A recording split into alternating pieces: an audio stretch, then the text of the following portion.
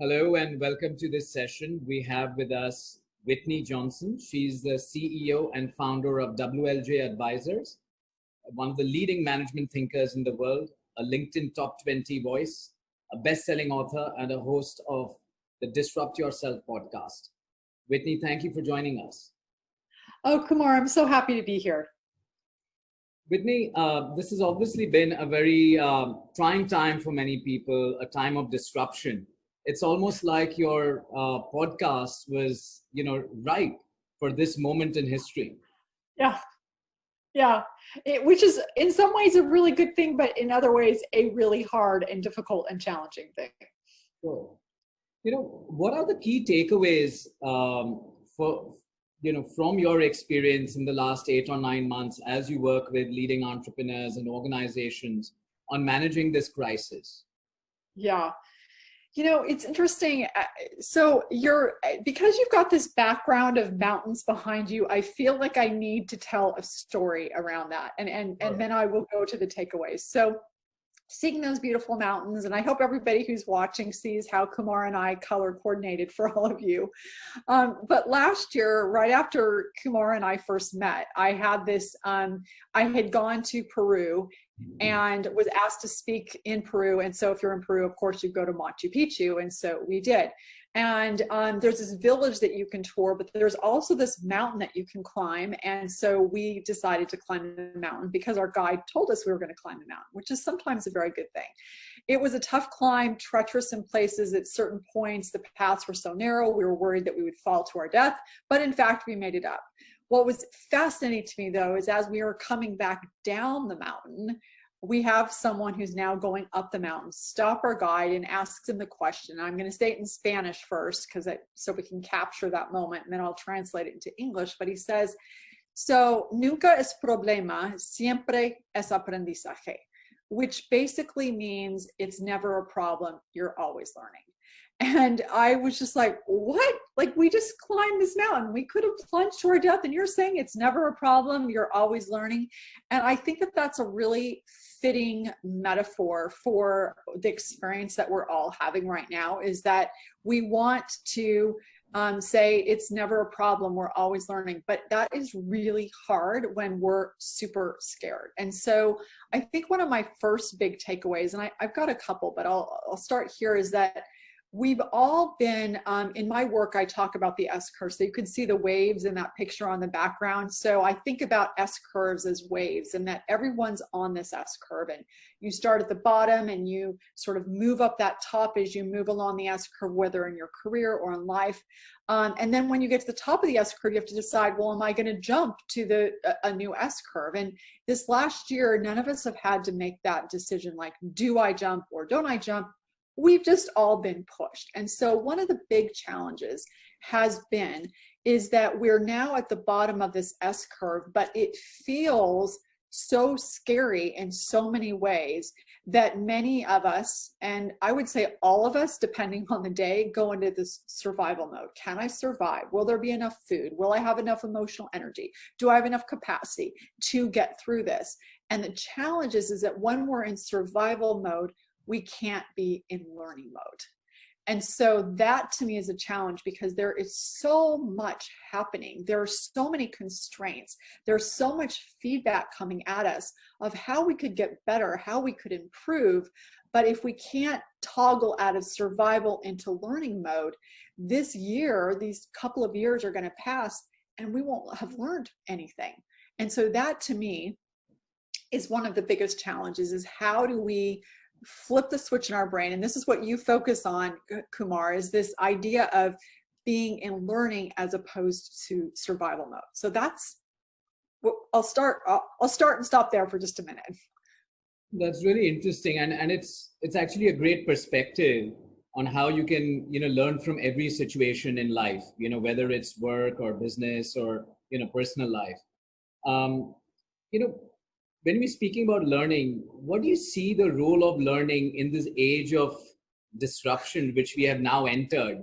I mean, on one hand, I would say entered, because this is the kind of disruption which is perhaps the mother of all disruptions, that we've faced in maybe a century. But yes, businesses have been disrupted. significantly in the last few years with digitalization, globalization, and that path was only, getting stronger before we even went into the pandemic. But what's Right. happening right now, I think, is going to set the wheels for a new era of disruption. And what would it mean for the chief learning officer? What would it mean for an organization? What would it mean for, the business of learning, if you will? Yeah. Well, I think that's part of what's so exciting is, the work that I do, I think of the way I think about it is the only way for us to basically climb a mountain, to continue this metaphor, because you've got this beautiful background. The only way for us to climb that mountain, to move up that, is to conquer ourselves. And the only way that we can thrive in disruption is to disrupt ourselves. And so I think one of the first things that I would say to a chief learning officer is to really think about this idea of everyone's on a mountain, everyone's on an S curve, including you, and to really focus, because sometimes with all this big stuff happening, it's very difficult to focus. And I would argue it's important to go really granular and ask yourself, okay, so where am I on my S curve right now, given all that's happened? Where is everybody who reports to me and everybody throughout the organization? Where are they on the S curve? Are they at the bottom? Are they in the sweet spot? Are they at the top? And once I figure out where they are, then how can I help them build momentum regardless of where they are? Because there are advantages and disadvantages regardless. But the question that we want to be asking is to not be in survival mode where you're just like, I hope I don't fall off the mountain. It's instead, okay, well, regardless of where I am, how can I build momentum? And I think that's where that learning comes in, is that place of experimentation. And I think that's certainly for me, one of the things that I've learned this year is this notion of learning is experimenting, move out of my perfectionism and focus on what am I learning? How can I improve and move forward? So in a sense, what you're saying is learning will need to be a disruptive as well as incremental, right? Because Yes. you never really know what really is your end goal, because that's almost shifting, with no Right. control. Right, absolutely. I mean, I love that. So there's an iterative piece to it, and then there's also that, like you said, the sort of major dislocation. And I think that's part of what we've all experienced, and why it's so unsettling is because usually inside of your organization, you've got, a certain number of people who are at the launch point, but you've also got a bunch of people who are at the high end. They're at the top of that mountain. They've got that perspective. And right now, in some form or fashion, we are all at that launch point. So what does that look like? But again, being really practical, let me give you a way that I've been thinking about this. I tend to be a perfectionist. I think a lot of us do. And I had not too long ago, I was doing this demonstration, this coaching demonstration. And at the end of it, I was like, this wasn't very good. I'm not very happy with how this went. And as I was analyzing it, I realized, oh, the reason I wasn't happy is because in that moment, I was trying to perform. And my ego was completely invested in, did people think I was awesome, right? I mean, that's effectively what was going on. And so I said, okay, wait, let's now instead run an experiment. So the next time that we did this demo or demonstration, I said to everybody who was observing, I said, we're going to do an experiment.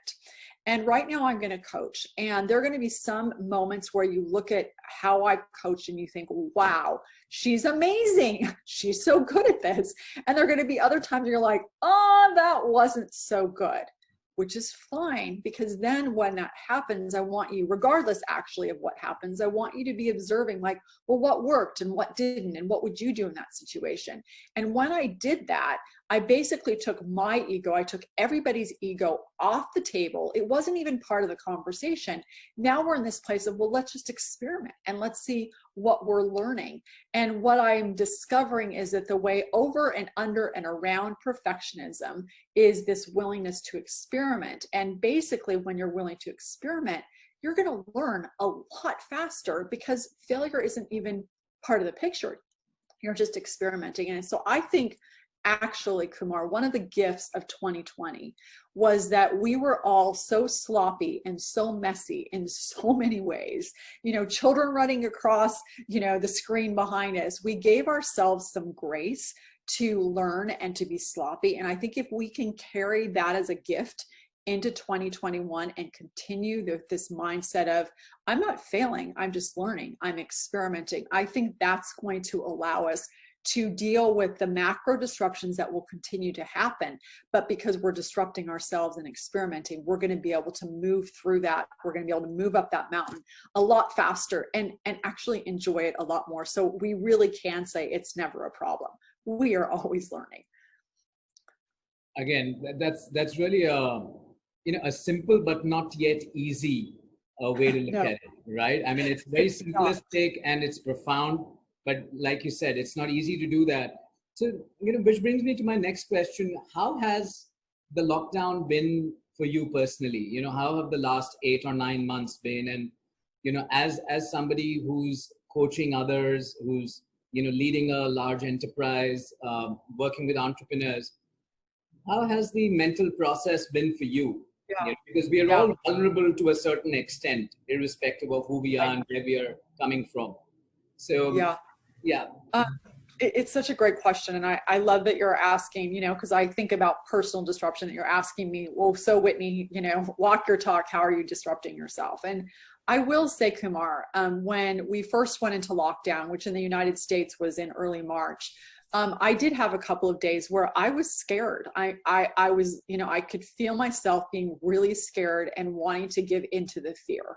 From a health perspective, from a we were relatively isolated, so I was less worried about the health, but I was worried about financial. What will this mean for our business? What will it mean for the future? And so one of the things that I would say, one of the first learnings for me is that I was really clear that I had to make a decision.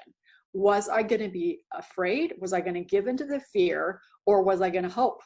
And I was very clear that that was what I was going to do, that I was going to focus on hope. I was going to focus on creating. I was going to focus on disrupting myself every single day in order to manage through that. And so I think that for me was a really important learning of just saying, I get to choose here. And I'm going to choose to focus on hope. So that's the first thing I would say. The second thing is that it's been such a good experience to have a lot, because we have been isolated in this way, is there's this opportunity to learn and iterate faster. I mean, there's a lot of variables that are constant, right? Not on the road, eating the same thing every day if we want, not traveling, being able to exercise. And so it's been an opportunity to move through those learning cycles a lot more quickly. And I think that's been really beneficial. And then to have an opportunity to practice. So 2 weeks ago, for the first time, I traveled. I needed to travel for work. I was very reluctant to do it, but it felt like the right thing, so I did. Well, one of the things I discovered, because I've been talking about learning and experimenting. Well, I get on the road and I forget stuff, right? I forget my watch charger, and I had this 90-day streak of movement, and I was going for 100, and then I didn't have my watch charger, which meant I wasn't going to get to that 100. And so now I had this open loop, and I thought, okay, you've been talking about learning. You've been talking about experimenting. What are you going to do? Are you going to be resilient?